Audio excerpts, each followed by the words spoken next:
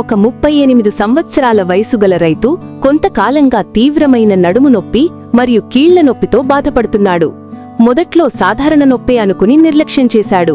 కాని రోజులు గడిచే కొద్దీ నడవడం, కూర్చోవడం కూడా చాలా కష్టంగా మారింది. ఆయన కుటుంబ సభ్యులు ఆందోళన చెంది ఆయనను మన మాతృశ్రీ మల్టీ స్పెషాలిటీ హాస్పిటల్కు తీసుకువచ్చారు. వైద్యులు పూర్తిగా పరీక్షలు నిర్వహించి ఎక్స్రే మరియు స్కాన్ ద్వారా సమస్యను గుర్తించారు. రోగి పరిస్థితిని పరిశీలించిన తర్వాత ఈ సమస్యకు హిప్ రీప్లేస్మెంట్ సర్జరీ ఉత్తమ పరిష్కారమని వైద్యులు వివరించారు. మాతృశ్రీ మల్టీ స్పెషాలిటీ హాస్పిటల్ నందు విజయవంతంగా హిప్ రీప్లేస్మెంట్ సర్జరీ నిర్వహించారు.